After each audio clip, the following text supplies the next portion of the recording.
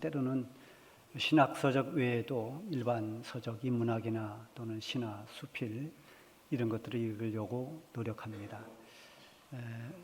많이 좀 오래됐습니다만 제 딸이 읽던 책 가운데 눈에 띄는 제목이 있어서 제가 그 책을 읽었던 경험이 있습니다. 책은 도끼다라는 그런 책입니다. 그 책을 쓴 저자가 이렇게 말했습니다. 내가 읽은 책들은 나의 도끼였다. 나의 잠자던 감성을 깨트리고 잠자던 세포를 깨우는 그런 도끼. 그 도끼 자국들은 내 머릿속에 선명한 흔적을 남겼다. 이런 말을 그 머릿말에 썼습니다. 자, 이것은 책을 도끼로 표현을 했든 또 다른 것으로 표현했든 책이 그만큼 나에게 영향을 준다라는 의미겠죠. 책은 그야말로 우리의 어떤 감성을 깨우고 지성을 깨우기도 합니다. 그런가 하면 여러 면에서 여러 가지 영향을 주기도 합니다. 선한 영향을 주기도 하지만 또 때로는 책이 나쁜 영향을 주기도 합니다. 제가 신학 공부를 할 때는 이 정치적인 항거가 굉장히 심했던 때입니다. 그래서 그때 우리 신학생들이 읽었던 책들이 민중신학, 또 해방신학 이런 책들을 많이 읽었어요. 또 이런 책들을 읽으면 괜히 멋져 보이고 또 괜히 그럴듯해 보였습니다. 그런데 그런 책들이 어떻게 보면 그 시대를 읽는 참고도서가 돼야 되는데 거기에 너무 몰입이 돼서 그쪽으로만 계속 편중되다 보면 여러 가지 사상적으로나 생각이 나쁜 영향을 줄 수도 있습니다. 그래서 하던 신학을 그만두고 곁길로 빠진 친구들도 꽤 있습니다. 특히 이 사상적인 책들은 한쪽으로만 그렇게 편중되면은 이데올로기적인 어떤 고착화 현상이 일어납니다. 그래서 정치를 비판하는 것에 머물지 않고 모든 매사에 부정적이고 비판적이고 또 굉장히 냉소적인 그런 모습을 보일 수도 있습니다. 이게 좋지 않는 영향이죠. 그래서 우리가 책을 읽을 때 골고루 책을 읽고 특히 양서를 읽으려고 애를 써야 됩니다. 그런 지혜가 필요합니다. 그것은 그만큼 우리에게 책이 영향을 주기 때문입니다. 저는 지금도 후배 목사님들 어떤 책을 읽으면 좋겠느냐고 말하면 시와 수필집을 많이 읽으라고 그렇게 권하고 있습니다. 우리 목회자들이 가지고 있는 어떤 감성을 자꾸 깨우기 위해서입니다. 지난주에 저는 모 월간지에 실린 그런 책에 대한 또 어느 신문 아티클에 쓴 책에 관한 이야기를 접할 수 있었습니다. 공교롭게도 이 글을 쓴 분들이 다 목사님들이었고 제가 잘 아는 목사님들이었습니다. 그래서 그것을 아주 관심 있게 읽었는데요. 한 분은 유학에서 말하고 있는 심경이라고 하는 책을 읽고 쓴 글입니다. 간단히 요약을 하자면은 모든 만물은 어떤 창조주의 어떤 섭리 가운데서 생성이 되고 또 거기서 변화가 되고 발전이 되고 소멸되고 하는 이런 어떤 자동적으로 이어지는 원리에 의해서 계속 돌아가지만은 그 원리에 맞지 않는 한 가지가 있는데 그게 인간의 마음이라는 거예요. 그럼 그 마음이 어떤 마음이냐? 그건 공경하지 않는 공경심의 결핍이라고 그렇게 말하고 있습니다. 그래서 이 공경심의 결핍됨으로 인해서 인간의 여러 가지 어떤 트러블이 일어나고 불행한 일들이 일어난다는 거죠. 그러면서 주님도 사람을 섬기는 종으로 이 땅에 오셨기 때문에 이 공경의 모습을 보여준 주님처럼 우리도 성도들도 그렇게 살아가면서 서로 섬기고 공경하자는 그런 글입니다. 그리고 또 하나는 이제 아티클에 쓴 글인데 공자의 논어에 대해서 썼습니다. 거기 논어에 보면은 세 가지 인간이 가질 수 있는 즐거움, 인생 삼락이 나오는데 그 첫 번째는 배우고 익히는 즐거움입니다. 그리고 두 번째는 멀리서 찾아온 벗이 있을 때 즐겁다라는 거죠. 그리고 세 번째가 남이 알아주지 않아도 서운해하지 않는 군자다움의 그 즐거움. 그래 이 세 번째 것을 강조하면서 알아주지 않아도 묵묵히 섭섭해하지 않고 자기의 주어진 일을 해야 하는 그것이 바로 주님의 일꾼다운 모습이다라는 글을 썼습니다. 제가 앞서서 이렇게 책들에 대해서 이야기를 하고 그 영향이 얼마나 큰지를 강조한 것은 제가 성경을 말하려고 하기 때문입니다. 하나님의 말씀이 기록된 이 성경은 우리 모든 그리스도인들이 가지고 있는 책입니다. 얼마나 감사하고 귀한 일인지 모릅니다. 성경을 가지고 있다는 것, 이것은 정말 소중한 일입니다. 성경책을 읽을 수 있다는 것, 그 성경을 통해서 하나님의 말씀을 읽을 수 있다는 것이 우리에게 얼마나 큰 복입니까? 저는 지금도 찬송을 부르면 가슴이 뛰는 몇 개의 찬송들이 있는데 그 중에 하나가 나의 사랑하는 책 비록 헤어졌으나 어머님의 무릎 위에 앉아서 재미있게 듣던 말 그때 일을 지금도 기억합니다. 실제로 저는 어릴 적에 어머니로부터 성경 이야기를 구두로 많이 들었습니다. 그래서 그 생각이 나면서 이 찬송을 부르면 어머님 생각도 나고 또 그런 여러 가지 일들이 떠오릅니다. 자, 디모데후서 3장 16절 말씀에 보면은 모든 성경은 하나님의 감동으로 된 것으로 교훈과 책망과 바르게 함과 의로 교육하기에 유익하다 이렇게 말씀하고 있어요. 여기서 하나님의 감동으로 된 것이라는 것을 빼고 나면 다 일반 책과 다를 게 없습니다. 교훈해주고 또 책망하기도 하고 또는 의로 교육을 하기도 하고 바르게 사람을 바르게 인도하기도 하고 이런 것들이 책들에 다 있죠. 자, 그러나 이 세상에 그 어떤 책에도 없는 성경만이 가지고 있는 아주 특징이 바로 그 앞에 있는 디모데전서 3장 15절 말씀에 있습니다. 성경은 능히 너로 하여금 그리스도 예수 안에 있는 믿음으로 말미암아 구원에 이르는 지혜가 있게 하느니라. 세상에 어떤 지혜로도 할 수 없는 구원에 이르는 지혜를 줄 수 있는 책이 바로 성경이라고 하는 것입니다. 물론 성경 안에 여러 가지 지혜를 말하고 지식을 말하는 것이 있습니다. 모든 지식이나 지혜, 그러나 그 모든 근본은 하나님을 경외하는 것임을 성경은 강조합니다. 특히 이것을 강조하는 대표적인 것이 성경 가운데 잠언입니다. 잠언 1장 7절에 보면은 여호와를 경외하는 것이 지식의 근본이거늘 미련한 자는 지혜와 훈계를 멸시하느니라.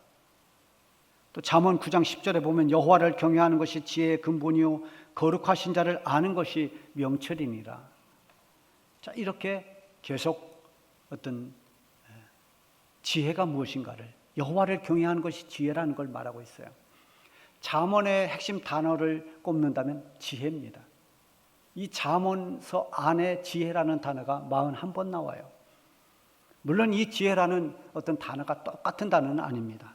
조금씩 의미가 좀 다양합니다만 어떤 하나님의 속성으로서의 지혜, 또 이 세상의 어떤 이치로서의 지혜, 또 사람이 살아가면서 사람 관계에서 오는 그런 지혜, 이런 지혜들이 쭉 이 성경 안에 있습니다. 자, 이러한 모든 지혜는 결국 여호와를 경외하는 것으로부터 시작된다는 것을 가르쳐 주는 것이 잠언입니다. 여호와를 경외하는 것, 말하자면 잠언의 총 주제, 말하자면 이 잠언의 총론을 말한다면 너희는 여호와를 경외하라 이것입니다. 잠언 안에 인간이 삶에서 지켜야 할 여러 가지 어떤 생활 윤리, 도덕, 지혜 이런 것들이 많이 언급되어 있어요. 그래서 이런 부분적인 것만 보고 잠언서는 하나의 어떤 윤리책이다, 도덕책이다 이렇게 생각하면 그것은 오해입니다. 그래서 한 부분만 집중해서 보는 잘못 판단해서 나오는 것입니다. 결국 그런 것들을 더 깊이 읽다 보면 그런 모든 윤리나 도덕이나 이런 모든 것들이 결국 어디로 귀결되는가 하면 하나님을 경외하라는 대로 귀결됩니다. 자, 그런 의미에서 오늘 본문은 잠언에서 말하려고 하는 것이 무엇인지 그 목적을 잘 보여주고 있는 그런 말씀이라고 할 수 있습니다. 한마디로 말하면 사람이 아닌 하나님께 모든 중점을 두고 하나님께 초점을 맞추라는 것입니다. 그래서 1절에 보면은 마음의 경영은 사람에게 있어도 말의 응답은 여호와께로부터 나오느니라. 이 세번역 성경에 보면 이렇게 번역을 했어요. 계획은 사람이 세우지만 결정은 주님께서 하신다. 아주 명료하게 해석해 놨죠. 자, 2절에도 보면 사람의 행위가 자기 보기에는 모두 깨끗하여도 여호와는 심령을 감찰하시느니라. 자, 사람이 판단할 때 자기가 볼 때는 자기 행위가 옳다고 그렇게 생각하지만 그 속을 살피시는 하나님이 보시면 다르다는 것입니다. 어떤 다른 감정이 있기 때문인지, 아니면 어떤 자신에게 어떤 컴플렉스 때문인지, 아니면 이 겉으로 옳은 말처럼 들리는 것이 하나님 보시기에 그 자체가 잘못된 것인지, 뭐 이렇게 얼마든지 우리의 생각에는 내가 옳다, 내가 바르다 이렇게 생각하지만 우리의 행위가 다 깨끗해 보여도 하나님 보시기에는 다를 수 있다는 것입니다. 그러니까 결국 모든 판단의 기준이 사람에게 있는 것이 아니라 하나님께 있다라는 거죠. 그러므로 사람은 언제나 하나님을 의식하고 하나님께 초점을 맞춰 살아야 된다는 것을 가르쳐 줍니다. 그렇게 살려고 하면 하나님의 전적인 주권을 신뢰해야 됩니다. 그리고 하나님을 존귀히 여기는 믿음이 전제되어야 됩니다. 이런 믿음과 지혜로 사는 것이 무엇인지 오늘 본문에서 이 세 가지로 우리가 찾아볼 수 있는 것이 있습니다. 그 첫 번째가 너의 행사를 여호와께 맡기라는 것입니다. 3절에 보면 너의 행사를 여호와께 맡기라. 그리하면 내가 경영하는 것이 이루어지리라. 자, 너의 행사를 여호와께 맡기라. 여기 맡긴다는 뜻의 히브리어 단어 이 골이라고 하는 것은 그 단어가 가지고 있는 의미가 뭐냐면 던진다, 또 굴린다, 뭐 그런 뜻입니다. 그래서 이것을 어떻게 하면 가장 잘 이해할 수 있을까? 제가 생각해 보니까 윷놀이를 생각해 보니까 딱 이게 맞는 것 같아요. 여러분, 윷을 네 가락을 딱 우리 손에 가지고 있을 때는 우리가 생각을 합니다. 야, 내가 요번에 뭐 한 살이 해야지, 개를 하면 이번엔 잡을 수 있지. 이게 다 내가 계획을 하고 또 마음에 생각을 해도 딱 던지면 어떻게 되는 겁니까? 딱 굴리고 나면 그때는 내 손에서 떠난 겁니다. 내가 결정할 수가 없습니다. 그 결정권이 나에게 있지 않습니다. 내가 던지고 내가 굴렸지만 그 결과는 맡기고 기다려야 됩니다.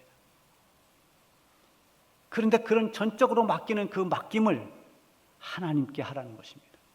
하나님께 너의 모든 행사를 맡기라. 자, 그렇게 하려면 철저히 하나님에 대한 신뢰가 있어야 되죠. 내가 원하는 것과 상관없이 하나님의 뜻에 따라서 이루어 주신다는 그런 믿음, 그 확신으로 맡기라는 것입니다. 시편 37편 5절에 보면 너의 길을 여호와께 맡기라. 저를 의지하면 저가 이루시고, 또 로마서 12장 19절에 보면 내 사랑하는 자들아 너희가 친히 원수를 갚지 말고 진노하심에 맡기라. 하나님께 맡기는 것은 하나님께서 하시는 일에 대한 전적인 믿음이 있어야만 됩니다. 여러분, 그 대표적인 것으로 우리의 죄 문제도 그렇습니다. 하나님께서 우리를 사랑하셔서 우리의 죄짐을 예수님께서 대신 지도록 하셨습니다. 그동안 죄에 눌려있던 우리의 모든 무거운 짐들, 그 짐을 주님께 맡기도록 했습니다. 이것을 믿을 때 우리는 우리의 무거운 그 죄짐을 주님께 온전히 맡길 수 있습니다. 우리가 할 수 없는 이 죄사함의 문제를 믿음으로 인해서 이렇게 맡길 수 있도록 우리에게 은혜를 주신 주님을 믿는 그 믿음으로 주께 맡길 때 하나님이 이루어 주시는 것은 죄사함과 구원이라고 하는 것입니다. 원수를 갚는 일도 우리 감정으로 하지 말고 주께 맡겨야 됩니다. 하나님의 심판에 맡기라는 것입니다. 너의 행사도 너의 길도 주께 맡기라고 했습니다. 하나님께서 이루어 주시도록 맡겨드리는 믿음, 그런 믿음이 여러분의 믿음이 되기를 바랍니다. 두 번째는 여호와를 경외하라는 것입니다. 사람이 하나님으로부터 오는 지혜를 얻게 되면은 결국 그 지혜로 인해서 되어지는 결과는 하나님을 경외하는 것입니다. 성경에서 수없이 강조되고 있는 것이 여호와를 경외하라는 것입니다. 잠언에서 강조하는 것 역시 하나님을 경외하라고 하는 것입니다. 잠언 23장 17절에 보면 내 마음으로 죄인의 형통을 부러워하지 말고 항상 여호와를 경외하라.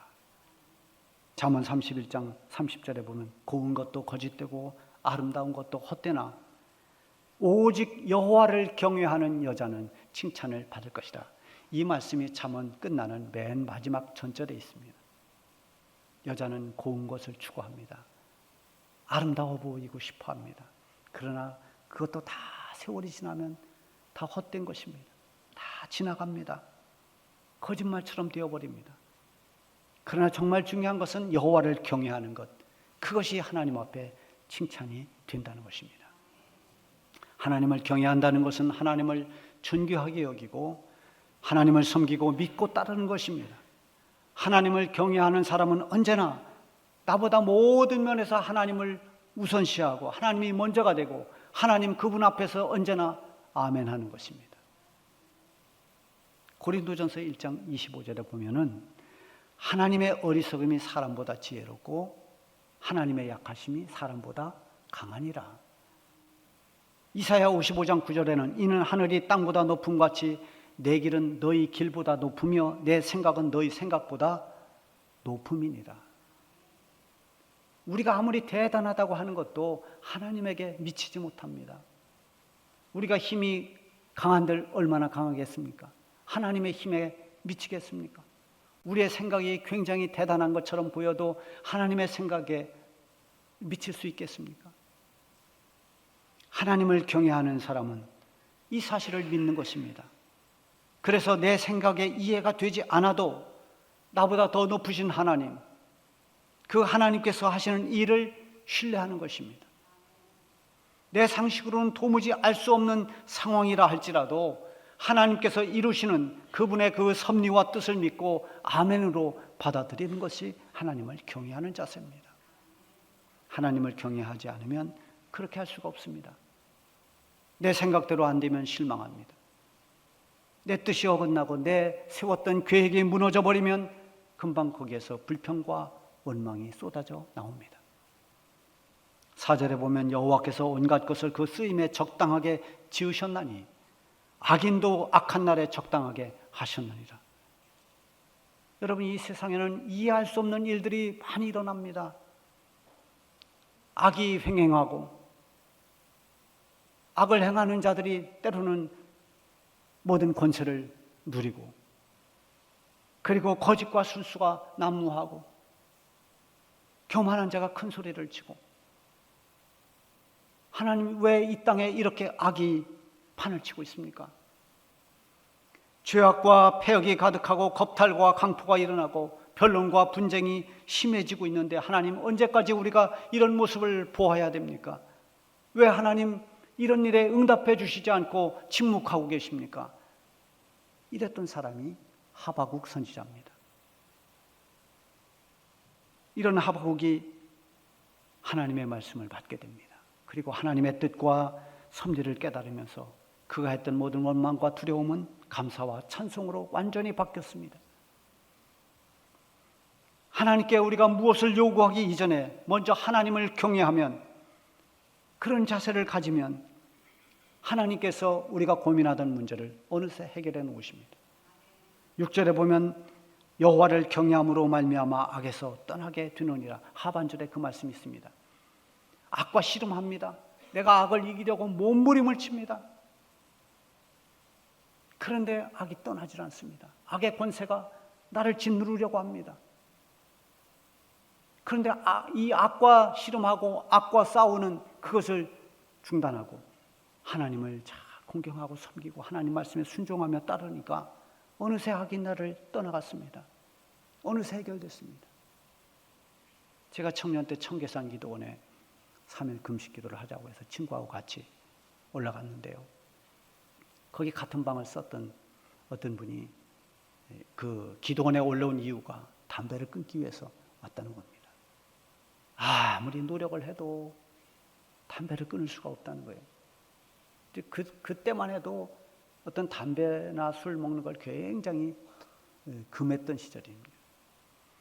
그래서 금식하면서 담배를 끊겠다고 기도원에 올라왔습니다. 그만큼 어려운 거죠. 그런데 정말 하나님을 섬기고 하나님을 만나고 성령을 경험하고 성령의 불같은 체험을 하게 되면 내가 그렇게 노력하고 애쓰고 힘써서 되어지는 안 되는 일이 어느새 해결돼 버립니다. 그렇게 구수하던 담배 연기가 그렇게 역겨울 수가 없습니다. 받질 않습니다. 저절로 해결돼 버렸습니다. 여러분, 우리가 하나님을 잘 섬기면 내가 고민하던 문제가 어느새 사라져 버렸습니다. 하나님 그분께서 역사했기 때문입니다. 세 번째도 마찬가지입니다. 여호와를 기쁘게 하라는 것입니다. 실제로 보면 사람의 행위가 여호와를 기쁘시게 하면 그 사람의 원수라도 그와 더불어 화목하게 하시느니라. 여러분, 원수는 사람과 사람이 살아가면서 가장 꼬인 관계가 원수 관계입니다. 여러분, 혹시 원수같이 여기는 분이 있습니까? 해결하셔야 됩니다. 우리 마음에 상처를 줍니다. 내가 힘든 겁니다. 모든 사람과 우리는 화목해야 됩니다. 그런데 이렇게 실타래 엉킨 것보다 더 복잡하게 얽혀진, 감정이 얽혀버린 이 원수의 관계라도 하나님을 기쁘시게 해드리면 하나님께서 오히려 화목하게 만들어주신다는 것입니다. 하나님은 천지를 창조하신 전능하신 분입니다. 하나님에게는 불가능한 일이 없으십니다. 원수와 더불어 화목하게 하는 일, 하나님께는 결코 어려운 일이 아닙니다. 그보다 더한 일이라 하더라도 하나님께서 행하시면 이루어지는 것입니다. 사람이 하나님을 기쁘시게 하면 어떤 문제라도 하나님이 해결하지 못할 게 없습니다. 진심으로 하나님 보시기에 하나님을 경외하고 하나님 그분을 순종하면, 그래서 하나님의 마음에 감동이 되고 하나님이 기쁨이 되면, 그러면 하나님이 친히 역사하십니다. 소득이 적으냐 많으냐가 아닙니다. 문제가 크냐 작으냐도 아닙니다. 무슨 일을 하든지 무슨 문제를 대하든지 하나님의 뜻을 따르고 하나님이 우선이 되는 그런 모습이 우리에게 있는가? 어떤 상황에서도 하나님의 신실하심을 믿고 신뢰하는, 그래서 믿음으로 하나님을 따라가는 그 모습이 우리에게 있는가? 이게 중요한 것입니다. 이런 모습이 있을 때 이것이 바로 하나님의 기쁨이 되는 것입니다. 여러분, 우리가 부르는 찬양이 있죠. 나 주님의 기쁨 되기 원하네. 내가 원하는 한 가지, 주님의 기쁨 되는 것. 여러분, 이렇게 되기를 바랍니다. 우리가 주님의 기쁨이 되면, 하나님을 기쁘시게 하는 사람이 되면 하나님께서 우리의 길을 지켜주시고 우리의 가는 모든 길을 복되게 인도해 주십니다. 눈물을 흘릴 때도 있지만 그 눈물이 변하여 기쁨이 되게 하십니다. 억울할 때도 있고 때로는 두려울 때도 있지만 그 모든 것을 하나님께서 결국은 마침내 감사로, 기쁨으로, 승리로 역전시킬 때가 있는 것입니다.